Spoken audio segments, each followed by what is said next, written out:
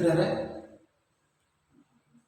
ನನ್ನ ಹೆಸರು ರವಿ PM, ರಾಜ್ಯಶಾಸ್ತ್ರ ಉಪನ್ಯಾಸಕನಾಗಿ ಸರ್ಕಾರಿ ಪದವಿ ಪೂರ್ವ ಕಾಲೇಜು ಬಸರಾಳು ಇಲ್ಲಿ ಕರ್ತವ್ಯವನ್ನು ನಿರ್ವಹಿಸುತ್ತಿದ್ದೇನೆ.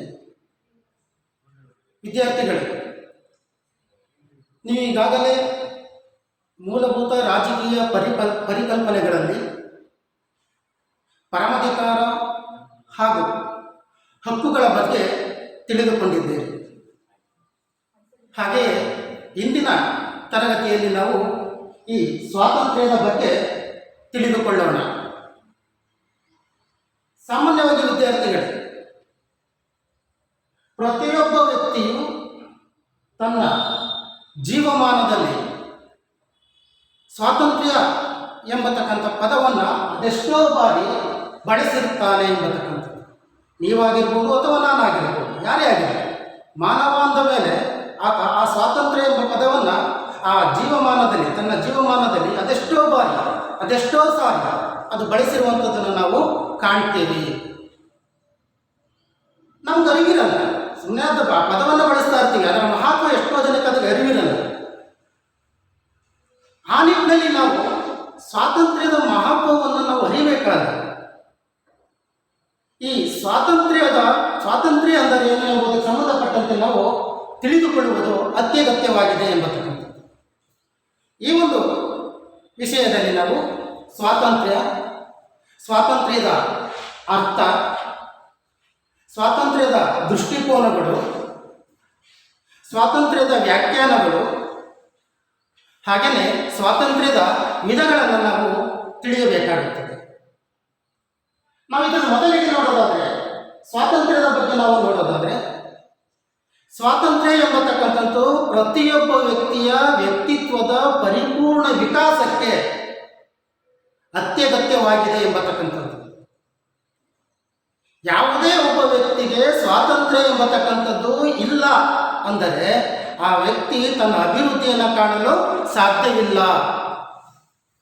ಯಾವಾಗ ವ್ಯಕ್ತಿ ತನ್ನ ಅಭಿವೃದ್ಧಿಯನ್ನು ಕಾಣಲು ಸಾಧ್ಯವಿಲ್ಲವೋ ಆಗ ಸಮಾಜವು ಅಭಿವೃದ್ಧಿಯನ್ನು ಹೊಂದಲು ಸಾಧ್ಯವಿಲ್ಲ ಎಂಬತಕ್ಕಂಥದ್ದು. ಹಾಗಾಗಿ ಈ ಸ್ವಾತಂತ್ರ್ಯ ಎಂಬತಕ್ಕಂಥದ್ದು ವ್ಯಕ್ತಿ ಮತ್ತು ಸಮಾಜದ ಅಭಿವೃದ್ಧಿಗೆ ಪೂರಕವಾಗಿದೆ ಎಂಬತಕ್ಕಂಥದ್ದು.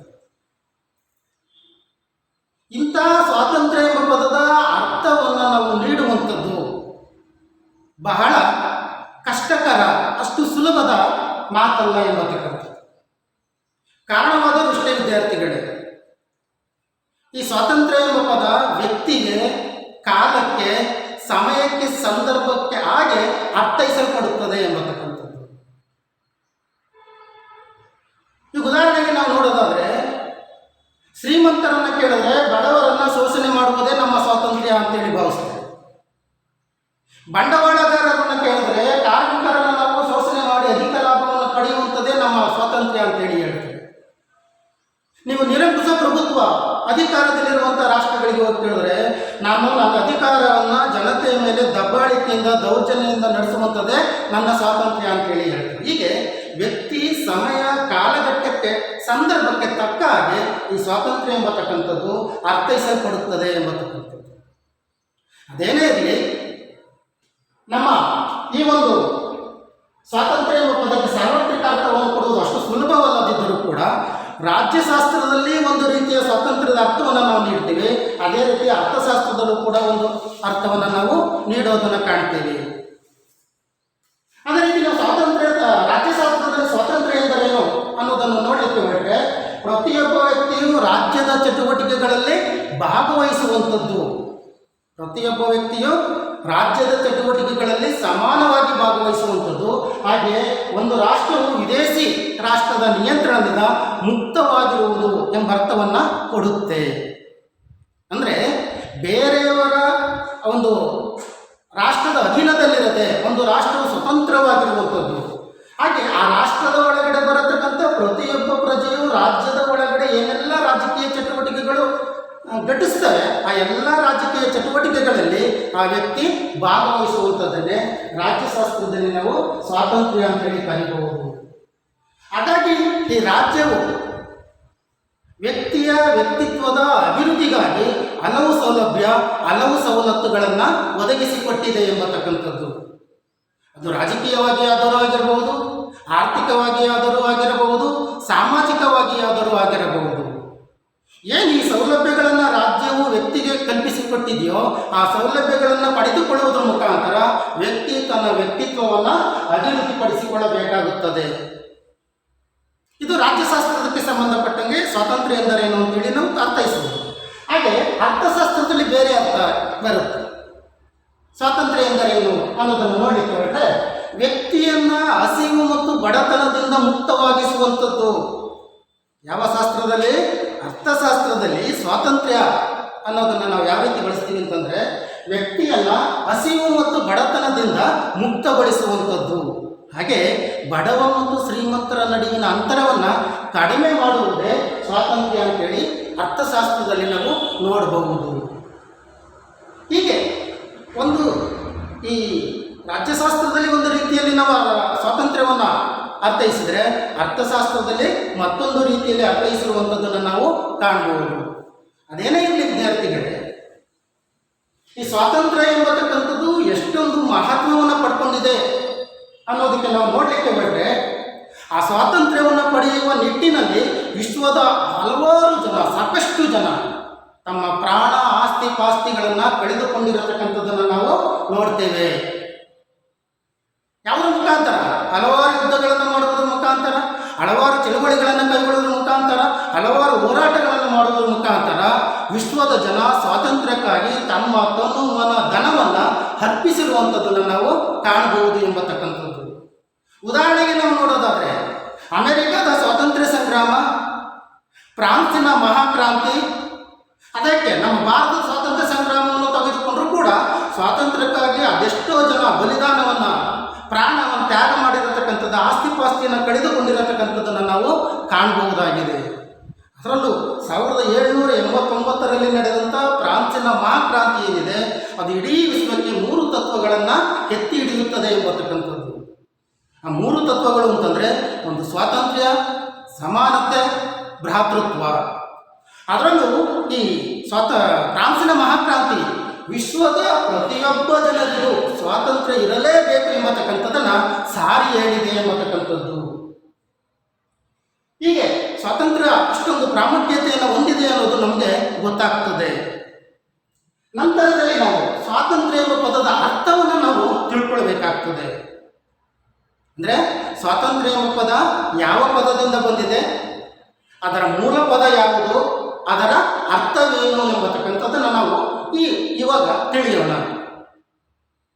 ಈ ಸ್ವಾತಂತ್ರ್ಯ ಎಂಬ ಪದವು ಆಂಗ್ಲ ಭಾಷೆಯ ಲಿಬರ್ಟಿ ಎಂಬ ಪದದ ಕನ್ನಡ ರೂಪಾಂತರವಾಗಿದೆ.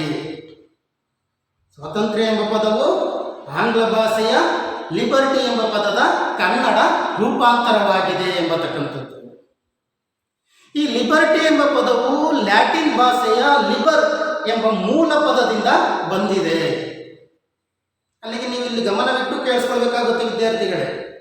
ಸ್ವಾತಂತ್ರ್ಯ ಎಂಬ ಪದದ ಮೂಲ ಪದ ಯಾವುದು ಅಂತೇಳಿ 1 ಅಂಕದ ಪ್ರಶ್ನೆ ನಿಮ್ಮ ವಾರ್ಷಿಕ ಪರೀಕ್ಷೆಯಲ್ಲಿ ಬರುವ ಸಾಧ್ಯತೆ ಯಥೇಚ್ಛವಾಗಿದೆ ಎಂಬತಕ್ಕಂಥದ್ದು. ಹಾಗಾಗಿ ಸ್ವಾತಂತ್ರ್ಯದ ಮೂಲ ಪದ ಯಾವುದಪ್ಪ ಅಂತಂದರೆ ಲ್ಯಾಟಿನ್ ಭಾಷೆಯ ಲಿಬರ್ ಎಂಬತಕ್ಕಂಥದ್ದು.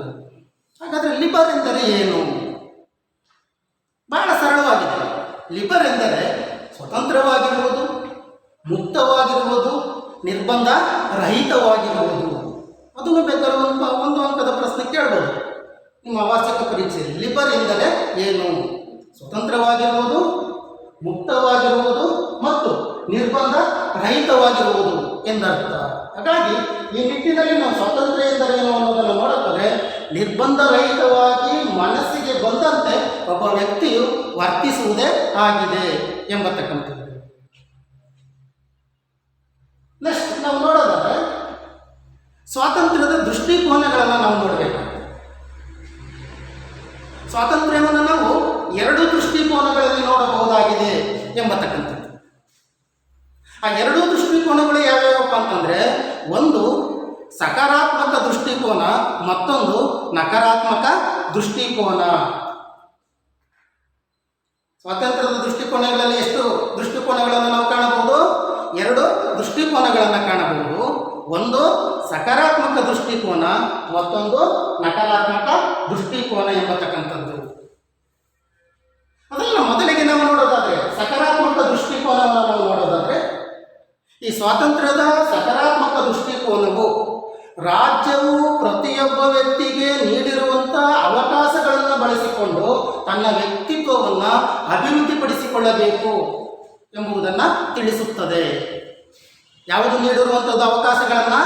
ರಾಜ್ಯ ಎಂಬತಕ್ಕಂಥದ್ದು ವ್ಯಕ್ತಿಯ ವ್ಯಕ್ತಿತ್ವದ ಅಭಿವೃದ್ಧಿಗೆ ನೀಡಿರುವಂಥ ಅವಕಾಶಗಳನ್ನು ಬಳಸಿಕೊಂಡು ಆ ವ್ಯಕ್ತಿ ತನ್ನ ಅಭಿವೃದ್ಧಿಯನ್ನು ಕಾಣಬೇಕಾಗ್ತದೆ ಎಂಬತಕ್ಕಂಥದ್ದು. ಈ ರೀತಿ ವ್ಯಕ್ತಿಯು ತನ್ನ ಅಭಿವೃದ್ಧಿಯನ್ನು ಕಾಣುವಂಥ ಸಂದರ್ಭದಲ್ಲಿ ರಾಜ್ಯವು ಕೊಟ್ಟಿರುವಂತಹ ಸವಲತ್ತುಗಳನ್ನು ಅವು ಬಳಸಿಕೊಂಡು ತನ್ನ ಅಭಿವೃದ್ಧಿಯನ್ನು ಹೊಂದುವಂಥ ಸಂದರ್ಭದಲ್ಲಿ ಬೇರೆಯವರ ಅಭಿವೃದ್ಧಿಗೆ ಅಡ್ಡಿಯಾಗದಂತೆ ನೋಡಿಕೊಳ್ಳಬೇಕು. ಅದು ಬಹಳ ಮುಖ್ಯ. ರಾಜ್ಯ ಏನೋ ನಿನಗೆ ಸಾಮಾಜಿಕವಾಗಿ, ಆರ್ಥಿಕವಾಗಿ, ರಾಜಕೀಯವಾಗಿ ಹಲವಾರು ಸವಲತ್ತುಗಳನ್ನು ನೀಡಿದೆ. ಯಾವುದಕ್ಕಾಗಿ? ನಿಮ್ಮಗಳ ಅಭಿವೃದ್ಧಿಗಾಗಿ, ನಮ್ಮಗಳ ಅಭಿವೃದ್ಧಿಗಾಗಿ. ಆ ಸವಲತ್ತುಗಳನ್ನು ಪಡ್ಕೊಂಡು ನಾವು ಅಭಿವೃದ್ಧಿಯನ್ನು ಹೊಂದುವಂಥ ಸಂದರ್ಭದಲ್ಲಿ ಬೇರೆಯವರ ಅಭಿವೃದ್ಧಿಗೆ ನಾವು ಅಡ್ಡಿಯಾಗದಂತೆ ನೋಡಿಕೊಳ್ಳಬೇಕಾದಂಥದ್ದು ನಮ್ಮ ಕರ್ತವ್ಯವೂ ಕೂಡ ಆಗಿರುತ್ತೆ. ಈ ರೀತಿಯ ಒಂದು ಸಕಾರಾತ್ಮಕ ದೃಷ್ಟಿಕೋನವನ್ನು, ಸ್ವಾತಂತ್ರ್ಯದ ಸಕಾರಾತ್ಮಕ ದೃಷ್ಟಿಕೋನವನ್ನು ಕೆಲವು ರಾಜಕೀಯ ಚಿಂತಕರು ಬೆಂಬಲಿಸಿದ್ದಾರೆ ಎಂಬತಕ್ಕಂಥದ್ದು. ಅವರಲ್ಲಿ ನಾವು ನೋಡೋದಾದರೆ Hegel, T H. Green, Barker, H J. Laski ಇನ್ನು ಮುಂತಾದ ರಾಜಕೀಯ ಚಿಂತಕರು ಈ ಸ್ವಾತಂತ್ರ್ಯದ ದೃಷ್ಟಿಕೋನವನ್ನು ಬೆಂಬಲಿಸಿರುವಂಥದ್ದನ್ನು ನಾವು ಕಾಣಬಹುದು. ಹಾಗೆ ಮತ್ತೊಂದು ದೃಷ್ಟಿಕೋನವನ್ನು ನಾವು ನೋಡೋದಾದರೆ ವಿದ್ಯಾರ್ಥಿಗಳೇ, ನಕಾರಾತ್ಮಕ ದೃಷ್ಟಿಕೋನ. ಈ ನಕಾರಾತ್ಮಕ ದೃಷ್ಟಿಕೋನವನ್ನು ನಾವು ನೈಸರ್ಗಿಕ ಸ್ವಾತಂತ್ರ್ಯ ಎಂಬ ಅರ್ಥದಲ್ಲೂ ಕೂಡ ನಾವು ಕರೆಯುತ್ತೇವೆ ಎಂಬತಕ್ಕಂಥದ್ದು. ಈ ನಕಾರಾತ್ಮಕ ದೃಷ್ಟಿಕೋನದಲ್ಲಿ ಏನಪ್ಪ ಅಂತಂದರೆ, ಪ್ರತಿಯೊಬ್ಬ ಮಾನವನು ತನ್ನ ಮನಸ್ಸಿಗೆ ಬಂದ ಹಾಗೆ ಜೀವಿಸುವ ಅಧಿಕಾರವನ್ನು ಹೊಂದಿರುತ್ತಾನೆ ಎಂಬತಕ್ಕಂಥದ್ದು. ಈ ನಕಾರಾತ್ಮಕ ದೃಷ್ಟಿಕೋನದ ಪ್ರಕಾರ ಪ್ರತಿಯೊಬ್ಬ ಮಾನವನು ತನ್ನ ಮನಸ್ಸಿಗೆ ಬಂದಂತೆ ಜೀವಿಸುವ ಅಧಿಕಾರವನ್ನು ಹೊಂದಿರುತ್ತಾನೆ. ಆತನ ಮೇಲೆ ಯಾವುದೇ ರೀತಿಯಲ್ಲೂ ಕೂಡ ರಾಜ್ಯವು ನಿಯಂತ್ರಣವನ್ನು ವಿಧಿಸಿರುವುದಿಲ್ಲ ಎಂಬತಕ್ಕಂಥದ್ದು. ತನ್ನ ಮನಸ್ಸಿಗೆ ಬಂದಾಗೆ ತನ್ನ ಜೀವನವನ್ನು ರೂಪಿಸಿಕೊಳ್ಳಬಹುದು. ಆ ಸಂದರ್ಭದಲ್ಲಿ ಆತನಿಗೆ ಯಾವುದೇ ಅಡೆತಡೆಗಳು ಉಂಟಾಗುವುದಿಲ್ಲ ಅಥವಾ ರಾಜ್ಯವು ಯಾವುದೇ ನಿಯಂತ್ರಣಗಳನ್ನು ಕೂಡ ವಿಧಿಸಿರುವುದಿಲ್ಲ ಎಂಬತಕ್ಕಂಥದ್ದು. ಹೀಗೆ ಮಾನವ ತನ್ನ ಮನಸ್ಸಿಗೆ ಬಂದ ಹಾಗೆ ತನ್ನ ಜೀವನವನ್ನು ನಡೆಸಿಕೊಳ್ಳುವ ಅಧಿಕಾರವನ್ನು ಹೊಂದಿರುವಂಥ ಸಂದರ್ಭದಲ್ಲಿ ಬೇರೆಯವರ ಜೀವನದಲ್ಲಿ ಹಸ್ತಕ್ಷೇಪವನ್ನು ಮಾಡಬಾರದು ಎಂಬತಕ್ಕಂಥದ್ದು. ವಿದ್ಯಾರ್ಥಿಗಳೇ, ಈ ಸಕಾರಾತ್ಮಕ ಮತ್ತು ನಕಾರಾತ್ಮಕ ದೃಷ್ಟಿಕೋನವನ್ನು ನೀವು ಅರ್ಥ ಮಾಡ್ಕೊಳ್ಬೇಕಾದ್ರೆ ಒಂದು ಅಂಶವನ್ನು ನೀವು ಗಮನದಲ್ಲಿಟ್ಕೊಂಡ್ರೆ ಆರಾಮವಾಗಿ ಅದನ್ನು ನೀವು ವಿವರಣೆಯನ್ನು ಬರೀಬಹುದು ಎಂಬತಕ್ಕಂಥದ್ದು. ಸಕಾರಾತ್ಮಕ ದೃಷ್ಟಿಕೋನದಲ್ಲಿ ಏನಪ್ಪ ಅಂತಂದರೆ, ರಾಜ್ಯವು ನೀಡಿರುವ ಅವಕಾಶಗಳನ್ನು ಬಳಸಿಕೊಂಡು ವ್ಯಕ್ತಿ ತನ್ನ ಅಭಿವೃದ್ಧಿಯನ್ನು ಕಾಣಬೇಕಾಗ್ತದೆ. ನಕಾರಾತ್ಮಕ ದೃಷ್ಟಿಕೋನದಲ್ಲಿ ಏನಪ್ಪ ಅಂತಂದರೆ, ರಾಜ್ಯವು ಯಾವುದೇ ರೀತಿಯಾದಂಥ ಅವಕಾಶಗಳನ್ನು ನೀಡಿರೋದಿಲ್ಲ. ಒಬ್ಬ ವ್ಯಕ್ತಿ ತನ್ನ ಮನಸ್ಸಿಗೆ ಬಂದ ಹಾಗೆ ವರ್ತಿಸಿ ತನ್ನ ಜೀವನವನ್ನು ರೂಪಿಸಿಕೊಳ್ಳಬಹುದಾಗಿದೆ. ಹೇಗೆ ಸಕಾರಾತ್ಮಕ ದೃಷ್ಟಿಕೋನವನ್ನು ಕೆಲವು ರಾಜಕೀಯ ಚಿಂತಕರು ಬೆಂಬಲಿಸಿದಾರೋ, ಹಾಗೆ ಈ ನಕಾರಾತ್ಮಕ ದೃಷ್ಟಿಕೋನವನ್ನು ಕೂಡ ಕೆಲವು ರಾಜಕೀಯ ಚಿಂತಕರು ಬೆಂಬಲಿಸಿದ್ದಾರೆ ಎಂಬತಕ್ಕಂಥದ್ದು. ಅಂತಹ ರಾಜಕೀಯ ಚಿಂತಕರು ನಾವು ನೋಡೋದಾದರೆ Thomas Hobbes, John Locke, Jefferson, Edmund Burke, ಹಾಗೆ ಆಡಮ್ ಸ್ಮಿತ್, ಬೆಂಥಾಮ್ ಇನ್ನು ಮುಂತಾದ ರಾಜಕೀಯ ಚಿಂತಕರು ಈ ನಕಾರಾತ್ಮಕ ಈ ದೃಷ್ಟಿಕೋನವನ್ನು ಬೆಂಬಲಿಸಿರುವಂಥದ್ದನ್ನು ನಾವು ಕಾಣಬಹುದು ಎಂಬತಕ್ಕಂಥದ್ದು. ನೆಕ್ಸ್ಟ್ ಮುಂದಿನ ಹಂತದಲ್ಲಿ ನಾವು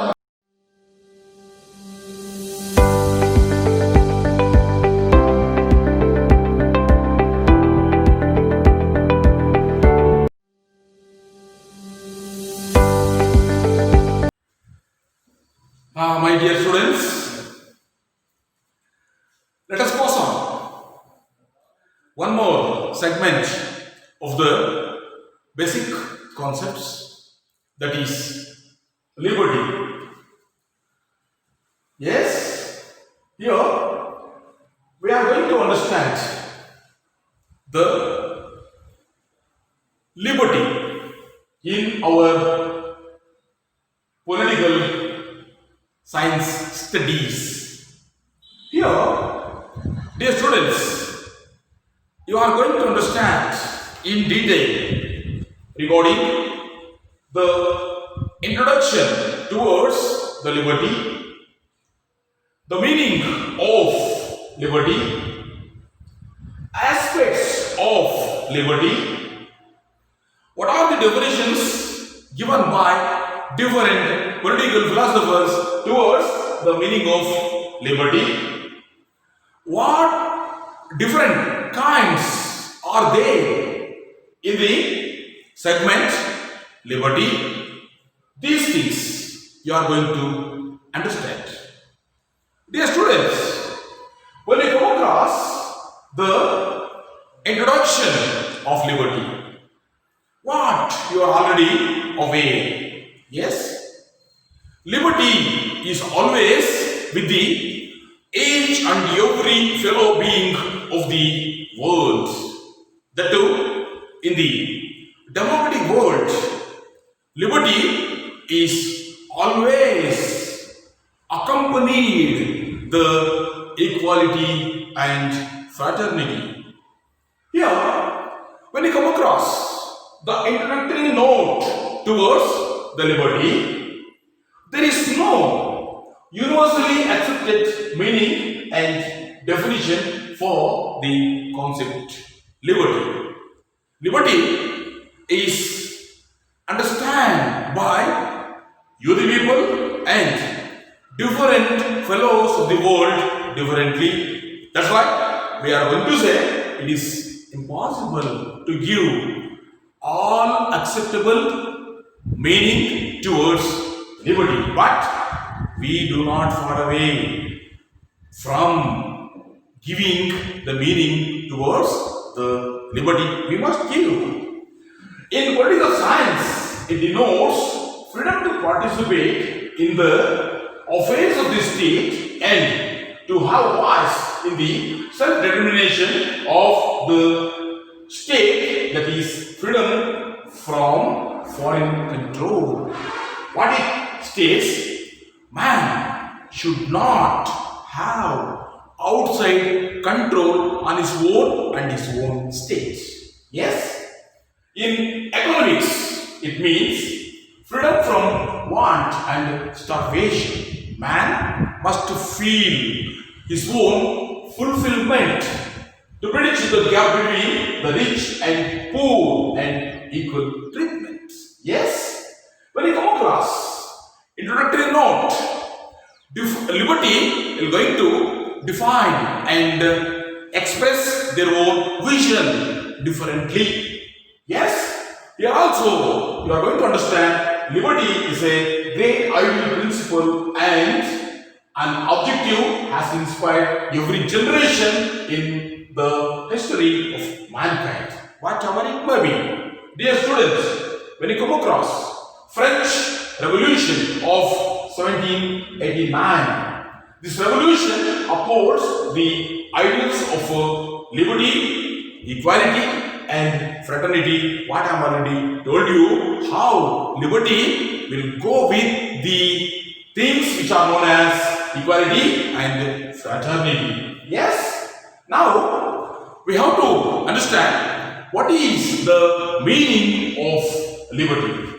Dear students, the word liberty is derived from the Latin. It is a Latin word which is liber or liber, which means freedom.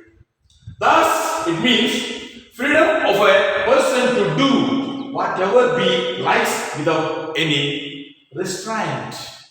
Here, there should not be hindrances towards man's freedom. Liber is going to express the man's freedom. Yes, that's why we are going to understand the word liberty with freedom, which is derived from what we call Latin word liber. Yes, when you come across the different aspects of the liberty, yes, dear students, you have to keep the aspects of liberty in very simple way. There are two aspects. That is positive one and next is negative one. Now we have to know what is positive aspect of liberty.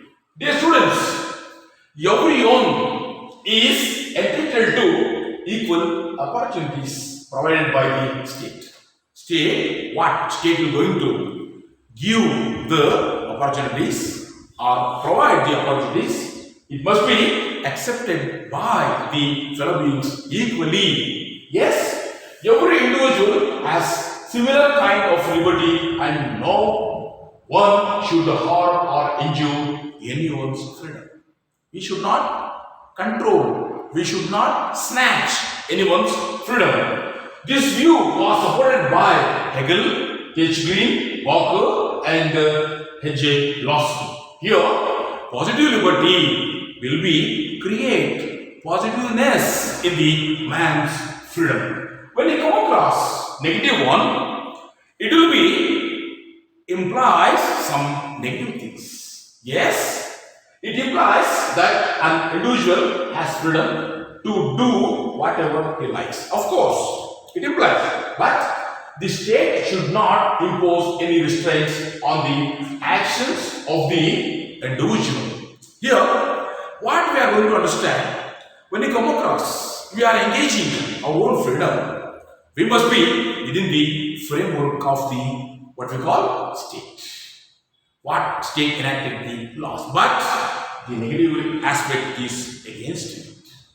Dear students, here every man is free to do what he likes, provided he does not interfere in others' freedom. Of course, this view is supported by Thomas Hobbes, John Locke, Thomas Jefferson, and other fellows. Here we are going to understand these two aspects. Somewhere the freedom will be coming under negativeness, somewhere positiveness. But present democratic era is always engaging with positive liberty. You must be keep it in mind. When you come across the different definitions of what we call liberty, we are going to understand how the political philosophers are going to punctuate or define their own aspects regarding the liberty. Dear students, at the outset, what I am stated, it is impossible to give all accepted meaning towards liberty, because liberty will be explanation of their own. Some persons will going to explain the meaning of liberty negatively. Some persons will going to explain positively. These things we already understand. Professor Lasky is going to express his own concern about the meaning of liberty in this definition. The eager maintenance of that atmosphere in which man have the opportunity to be their best selves. See, liberty must be followed by best selves of man according to Lasky. Let us pass on Seeley's definition. What Seeley says, liberty is the opposite of over government. See, here you are going to understand some negativeness in the liberty. Here you are going to trace positiveness. Here you are going to trace negativeness. But it is Seeley's feeling. Now we have to move G.H. Cole's. Liberty is the freedom of an individual to express without external hindrances to personality. What is going to express his concern about the definition? Yes, he says external hindrances are forbidden. Man must be free to express his own concern. That is the liberty according to G.H. Cole. Yes, we have to understand the Universal Declaration of Human Rights. Yes, in this UDHR, what liberty has been explained. Liberty is the power of a man to do anything that does not injure others. Yes, man must have his own freedom, but he should not move to injure anyone because that fellow will have his own life. Yes, it is the different things and the understanding of different meanings of the what we call liberty. Yes.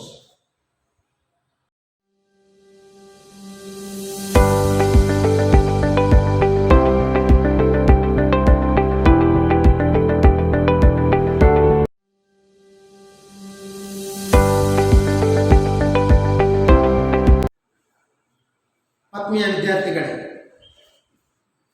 ಕಳೆದ ತರಗತಿಯಲ್ಲಿ ನಾವು ಸ್ವಾತಂತ್ರ್ಯ,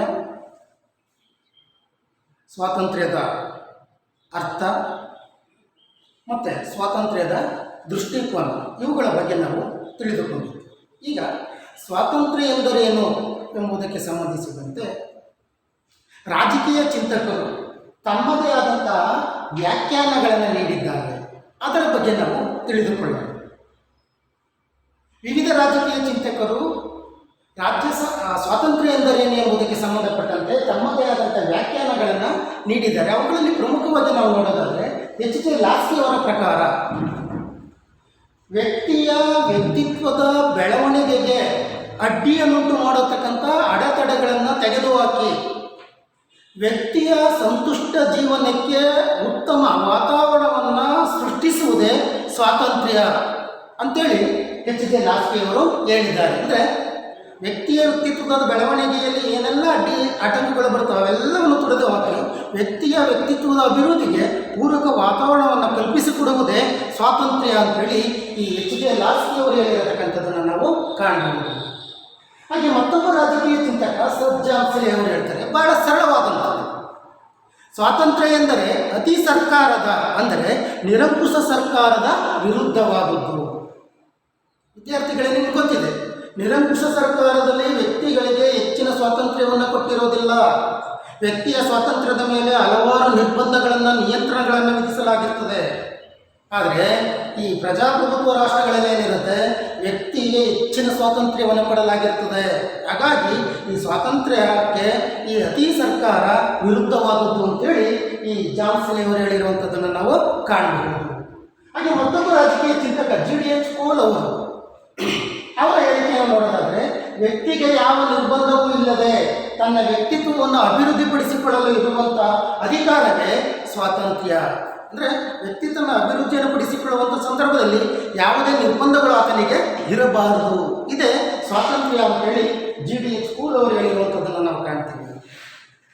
ಹಾಗೆ ನಾನು ಮೊದಲೇ ನಿಮ್ಗೆ ಹೇಳಿದ ಹಾಗೆ 1789ರಲ್ಲಿ ನಡೆದಂಥ ಫ್ರಾನ್ಸಿನ ಮಹಾಕ್ರಾಂತಿ ಏನಿದೆ ಅದು ತಾಮ್ರಪಟ ಅದಕ್ಕೆ ಸಂಬಂಧಪಟ್ಟಂತೆ ಮಾಡಿದ್ದಾರೆ. ಆ ತಾಮ್ರಪಟ್ಟದ ಪ್ರಕಾರ ಸ್ವಾತಂತ್ರ್ಯ ಎಂದರೆ, ವ್ಯಕ್ತಿಯ ಸ್ವಾತಂತ್ರ್ಯವೆಂದರೆ ವ್ಯಕ್ತಿಯು ತನಗೆ ಸರಿಕಂಡಂತೆ ಇತರರಿಗೆ ತೊಂದರೆಯಾಗದ ರೀತಿಯಲ್ಲಿ ವರ್ತಿಸುವುದೇ ಸ್ವಾತಂತ್ರ್ಯ.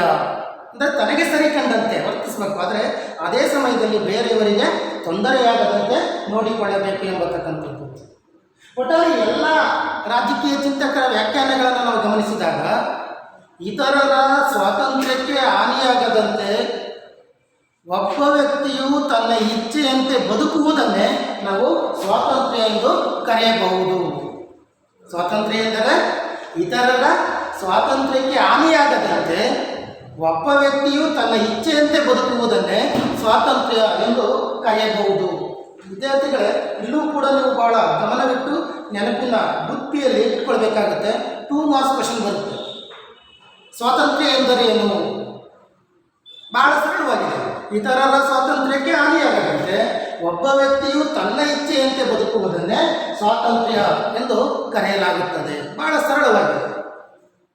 ಮತ್ತೆ ನಾವು ಮುಂದಿನ ಹಂತವನ್ನು ನೋಡೋದಾದರೆ ಸ್ವಾತಂತ್ರ್ಯದ ವಿಧಗಳು. ಈ ಸ್ವಾತಂತ್ರ್ಯದಲ್ಲಿ ಪ್ರಮುಖವಾಗಿ 5 ವಿಧಗಳನ್ನು ಕಾಣ್ತೀವಿ.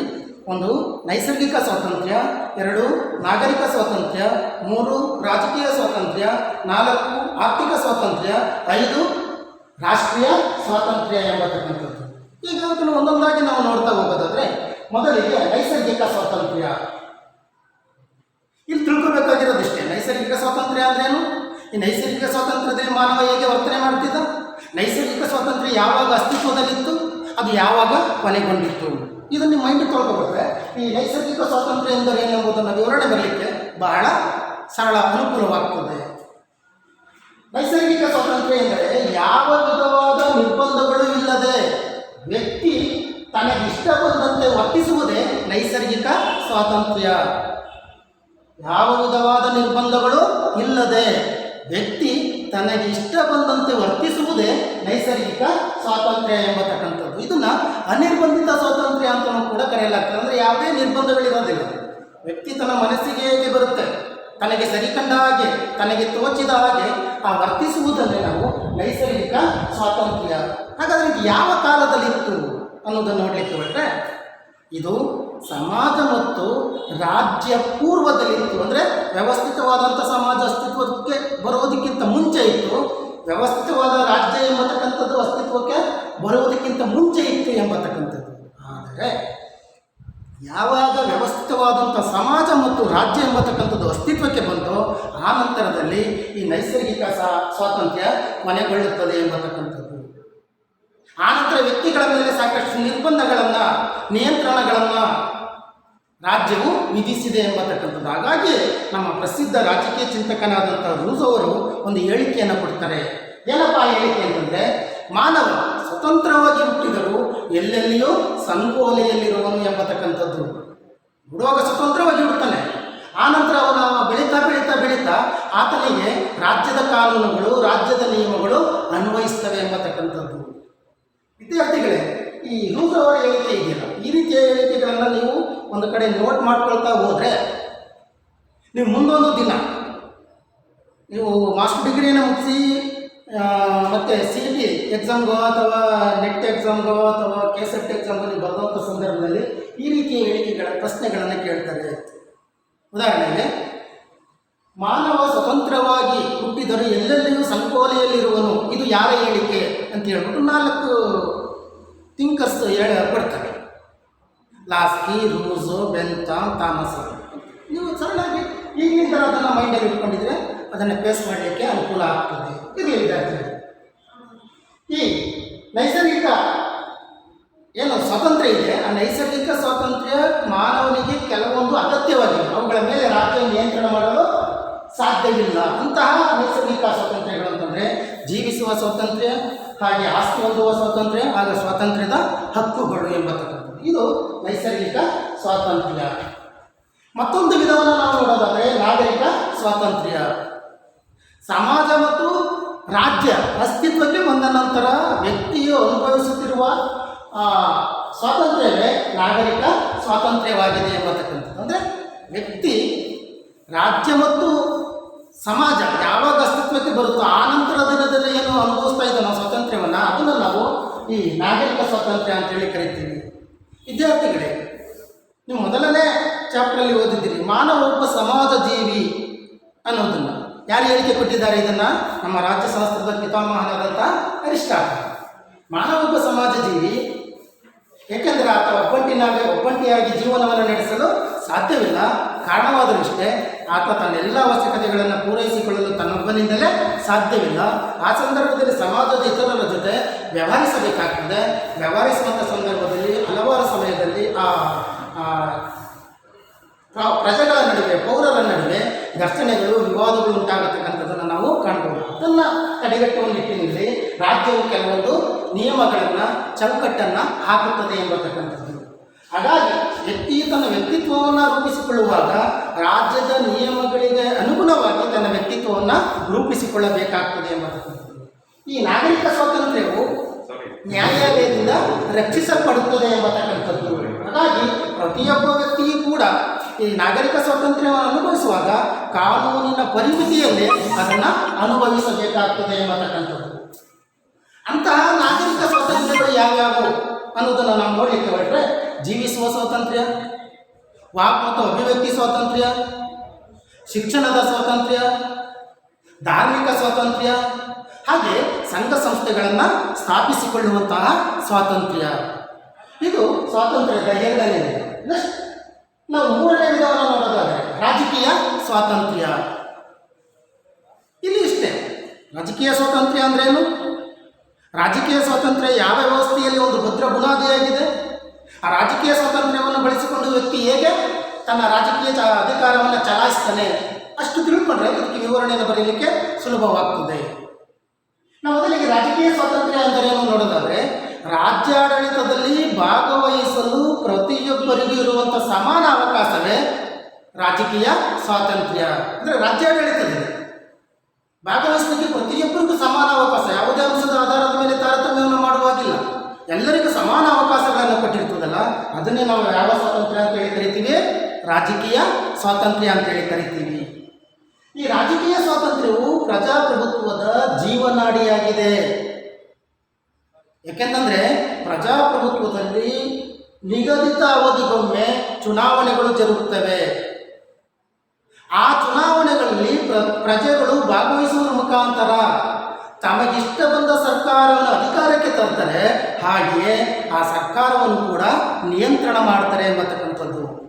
ಇದು ಯಾವುದರಿಂದ ಸಾಧ್ಯವಾಗ್ತದೆ ಅಂತಂದರೆ ಪ್ರಜೆಗಳಿಗೆ ಕೊಟ್ಟಿರುವಂಥ ರಾಜಕೀಯ ಸ್ವಾತಂತ್ರ್ಯದಿಂದ ಸಾಧ್ಯವಾಗ್ತದೆ ಎಂಬತಕ್ಕಂಥದ್ದು. ಅಂತಹ ರಾಜಕೀಯ ಸ್ವಾತಂತ್ರ್ಯವನ್ನು ಅನುಭವಿಸುವಂಥ ಸಂದರ್ಭದಲ್ಲಿ ಕೆಲವೊಂದು ರಾಜಕೀಯ ಹಕ್ಕುಗಳ ಮುಖಾಂತರ ಅವುಗಳನ್ನು ಅನುಭವಿಸಲಾಗ್ತದೆ ಪ್ರತಿಯೊಬ್ಬ ವ್ಯಕ್ತಿಯು. ಅಂಥ ರಾಜಕೀಯ ಹಕ್ಕುಗಳು ಯಾವ್ಯಾವಪ್ಪ ಅಂತಂದರೆ ಮತದಾನದ ಹಕ್ಕು, ಚುನಾವಣೆಯಲ್ಲಿ ಸ್ಪರ್ಧಿಸುವ ಹಕ್ಕು, ಸರ್ಕಾರಿ ಹುದ್ದೆಯನ್ನು ಹೊಂದುವ ಹಕ್ಕು, ಮನವಿ ಅಥವಾ ದೂರು ನೀಡುವ ಹಕ್ಕು, ಹಾಗೆ ಸರ್ಕಾರವನ್ನು ಟೀಕಿಸುವ ಹಕ್ಕು. ಇವುಗಳನ್ನು ಪಡೆಯುವುದರ ಮುಖಾಂತರ, ಅನುಭವಿಸುವ ಮುಖಾಂತರ ರಾಜಕೀಯ ಸ್ವಾತಂತ್ರ್ಯವನ್ನು ಪ್ರತಿಯೊಬ್ಬ ಪ್ರಜೆ ಸಮಾನವಾಗಿ ಪಡೆದಿದ್ದಾನೆ ಎಂಬತಕ್ಕಂಥದ್ದು. ನೆಕ್ಸ್ಟ್ ಇದನ್ನು ನಾವು ನೋಡೋದಾದರೆ ಮತ್ತೊಂದು ಆರ್ಥಿಕ ಸ್ವಾತಂತ್ರ್ಯ. ಬಹಳ ಮುಖ್ಯವಾದಂಥದ್ದು ಆರ್ಥಿಕ ಸ್ವಾತಂತ್ರ್ಯ ಅಂತಂದರೆ ಪ್ರತಿಯೊಬ್ಬ ವ್ಯಕ್ತಿಯು ತನ್ನ ಮೂಲಭೂತ ಅವಶ್ಯಕತೆಗಳನ್ನು ಪಡೆಯುವ ಮತ್ತು ತನ್ನ ಜೀವನ ಮಟ್ಟವನ್ನು ಸುಧಾರಿಸಿಕೊಳ್ಳಲು ಇರುವ ಅವಕಾಶವೇ ಆರ್ಥಿಕ ಸ್ವಾತಂತ್ರ್ಯ. ಅಂದರೆ ಮೂಲಭೂತ ಅವಶ್ಯಕತೆಗಳು, ಒಬ್ಬ ವ್ಯಕ್ತಿ ಕನಿಷ್ಠ ಜೀವನವನ್ನು ಮಾಡಲು 3 ಮೂಲಭೂತ ಅವಶ್ಯಕತೆಗಳು ಬೇಕಾಗ್ತವೆ ವಿದ್ಯಾರ್ಥಿಗಳಿಗೆ. ಆ 3 ಮೂಲಭೂತ ಅವಶ್ಯಕತೆಗಳು ಯಾವುವು ಅಂತಂದರೆ ಆಹಾರ, ಬಟ್ಟೆ, ವಸತಿ. ಇದಿಷ್ಟಿದ್ರೆ ಒಬ್ಬ ವ್ಯಕ್ತಿ ಸಾಧಾರಣ ಜೀವನವನ್ನು ಮಾಡಲಿಕ್ಕೆ ತೊಂದರೆಯಾಗಲ್ಲ. ಈ ರೀತಿಯ ಅವಕಾಶವನ್ನು, ಸೌಲಭ್ಯಗಳನ್ನು ಯಾವುದು ಒದಗಿಸಿಕೊಡ್ತದೆ ಅಂತಂದರೆ ಆರ್ಥಿಕ ಸ್ವಾತಂತ್ರ್ಯ ಒದಗಿಸಿಕೊಡುತ್ತದೆ ಎಂಬತಕ್ಕಂಥದ್ದು. ಹಾಗಾಗಿ ಆರ್ಥಿಕ ಸ್ವಾತಂತ್ರ್ಯವಿಲ್ಲದೆ ಬೇರೆ ನೀವು ಸ್ವಾತಂತ್ರ್ಯಗಳನ್ನು ಪ್ರಜೆಗಳಿಗೆ ಕೊಟ್ಟರೆ ಅದು ನಿಷ್ಪ್ರಯೋಜಕ. ಯಾಕೆಂತಂದರೆ ಬೇರೆ ಸ್ವಾತಂತ್ರ್ಯಗಳನ್ನು ಆ ವ್ಯಕ್ತಿ ಅನುಭವಿಸಬೇಕಾದ್ರೆ ರಾಜಕೀಯ ಸ್ವಾತಂತ್ರ್ಯ ಆಗಿರಲಿ ಅಥವಾ ಸಾಮಾಜಿಕ ಸ್ವಾತಂತ್ರ್ಯ ಆಗಿರಲಿ, ನಾಗರಿಕ ಸ್ವಾತಂತ್ರ್ಯ ಆಗಲಿ, ಇವುಗಳನ್ನು ಅನುಭವಿಸಬೇಕಾದರೆ ಅವನು ಮೊದಲು ಹಸಿವು, ಬಡತನ, ನಿರುದ್ಯೋಗದಿಂದ ಮುಕ್ತನಾಗಿರಬೇಕಾಗ್ತದೆ. ಈ ಹಸಿವು, ಬಡತನ, ನಿರುದ್ಯೋಗದಿಂದ ಮುಕ್ತತೆಯನ್ನು ಈ ಆರ್ಥಿಕ ಸ್ವಾತಂತ್ರ್ಯ ನೀಡುತ್ತದೆ ಎಂಬತಕ್ಕಂಥದ್ದು. ಅಂತಹ ಆರ್ಥಿಕ ಸ್ವಾತಂತ್ರ್ಯಗಳ ಈ ಕೆಳಕಂಡ ಆರ್ಥಿಕ ಹಕ್ಕುಗಳ ಮುಖಾಂತರ ಪ್ರಜೆಯು ಪಡೆಯುತ್ತಾನೆ ಎಂಬತಕ್ಕಂಥದ್ದು. ಉದ್ಯೋಗದ ಹಕ್ಕು, ಒಪ್ಪಂದದ ಹಕ್ಕು, ಆಸ್ತಿ ಹಕ್ಕು, ವಿಶ್ರಾಂತಿಯ ಹಕ್ಕು, ಹಾಗೆ ಭೌತಿಕ ಸುಭದ್ರತೆಯ ಹಕ್ಕು. ಇದೆಲ್ಲ ನಿಮ್ಗೆ ಅರ್ಥ ಆಗುತ್ತೆ. ಉದ್ಯೋಗ, ಒಪ್ಪಂದ, ಆಸ್ತಿ, ವಿಶ್ರಾಂತಿ.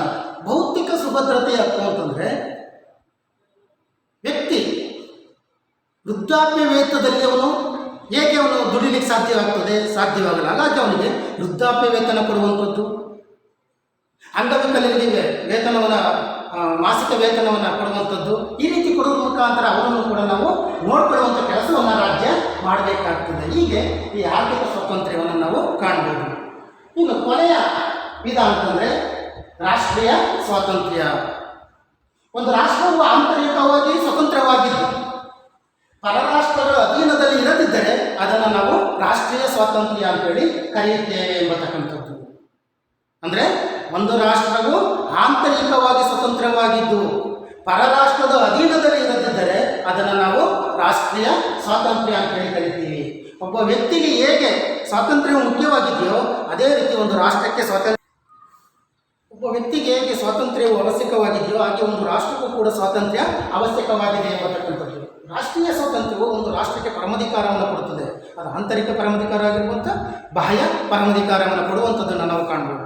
ಉದಾಹರಣೆಗೆ ನಾವು ನೋಡೋದಾದರೆ ಈ 1947ಕ್ಕಿಂತ ಮುಂಚೆ ಭಾರತಕ್ಕೆ ಈ ಸ್ವಾತಂತ್ರ್ಯ ಇರಲಿಲ್ಲ. ಅವಾಗ ಆಂತರಿಕ ಪರಮಾಧಿಕಾರವೂ ಕೂಡ ಇರಲಿಲ್ಲ, ಬಾಹ್ಯ ಪರಮಾಧಿಕಾರವೂ ಕೂಡ ಇರಲಿಲ್ಲ. ಹಾಗಾಗಿ ಒಂದು ರಾಷ್ಟ್ರಕ್ಕೆ ಸ್ವಾತಂತ್ರ್ಯವಿದ್ದಾಗ ಮಾತ್ರ ಆ ವ್ಯಕ್ತಿ ರಾಜಕೀಯ, ಆರ್ಥಿಕ ಮತ್ತು ನಾಗರಿಕ ಸ್ವಾತಂತ್ರ್ಯಗಳನ್ನು ಅನುಭವಿಸಲು ಸಾಧ್ಯ ಅಂತೇಳಿ ಹೇಳ್ಬೋದು ವಿದ್ಯಾರ್ಥಿಗಳಿಗೆ. ಧನ್ಯವಾದಗಳು.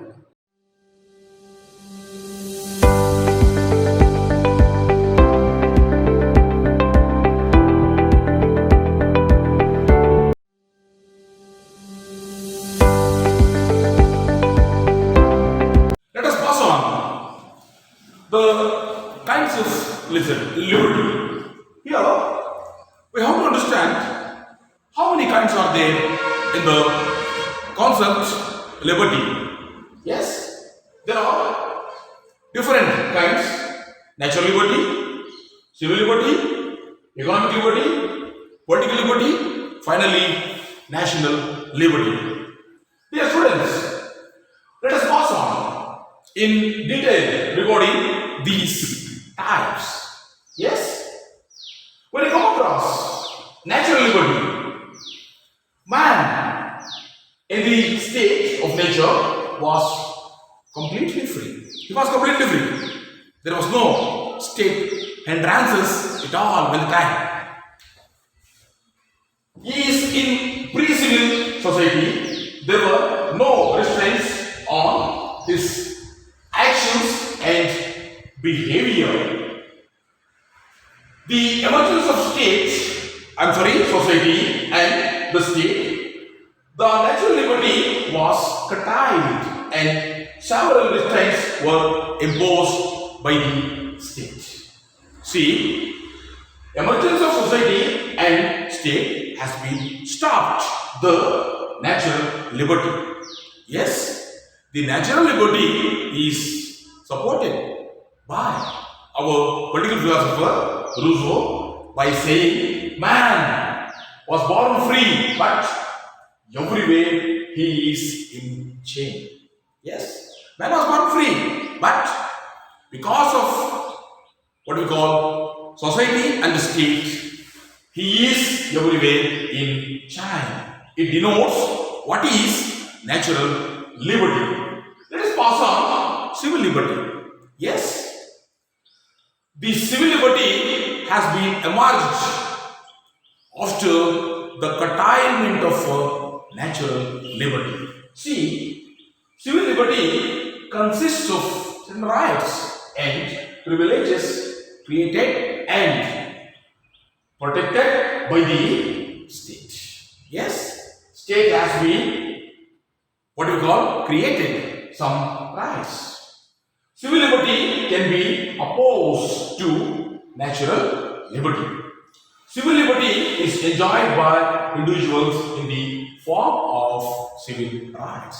Yes, civil rights are always going to impose civil liberty on the fellow being of the state. Right to life, freedom of action and movement, right to property, freedom of speech and expression, right to education, etc. are coming within the framework of civil liberty. Yes, when I come across one more kind of liberty, that is political liberty. Here, man will have his own freeness in political activities. Yes, here political liberty is available only to the citizens of the state. Yes, we are the citizens of India. We will have political liberty. The political liberty is always with us, and individual enjoys this in his capacity as a citizen. As a member of a state, he has the right to elect and control the government. He is going to elect his own government, and also he is going to control through his vote, his own what we call government. This liberty is available only in the democratic state, where citizens participate in political activities. Yes, political liberty is always enforces the citizens to participate in the political activities of the state. Here, you can understand what are the things will be coming within the framework of political liberty, that is right to vote, right to contest for elections, right to hold public office, right to criticize the government, right to petition. These things will be within the framework of what we call political liberty of a fellow being. Dear students, when you come across economic liberty, yes, man will have his own freeness to have what we call economic activities of his own. Economic liberty means security and the opportunity to find the earnings of one's daily bread. Yes, state has to provide to all its citizens adequate means of livelihood, because each and every person will abide by his own livelihood. It implies democracy in industry, that is, in the absence of this, worker has to work at the behest of others. Dear students, this economic liberty comprising of these things, which are right work. Yes, he will have his own right to engage his own work within legal framework. Yes, right to adequate wages. Yes, man is always work for his own wages. Right to contract. Yes, he will be have his own contract with business or what we call partner, and also right to rest and leisure, right to material benefits. See, when we come across what we are already being explained in the what we call economic equality, yes, the same thing will be repeated here also during old age, sickness and unemployment. Allowances or insurances must be abide by to with this thing. I mean, right to material benefits. When I come across national liberty, dear students, national liberty is must to the all citizens who are living in democratic framework. Yes, national liberty means political independence of the state. Political independence is always he imposes his own national liberty.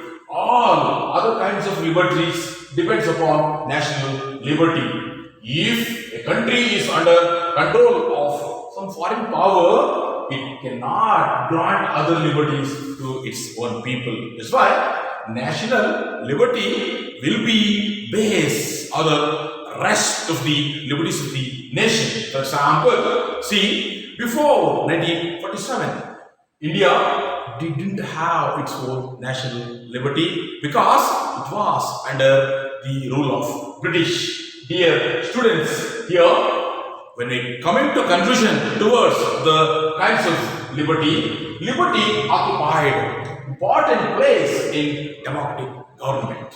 See, unless a citizen will have his own liberty, it is impossible to have his own free life in the democratic framework or modern era. Dear students, I hope you will be keep this thing in your mind. What is the importance of liberty to nurture and develop of one's development? Yes, let me give some what we call hints towards 1 mark questions, 2 mark questions, 5 and 10 mark questions in this segment.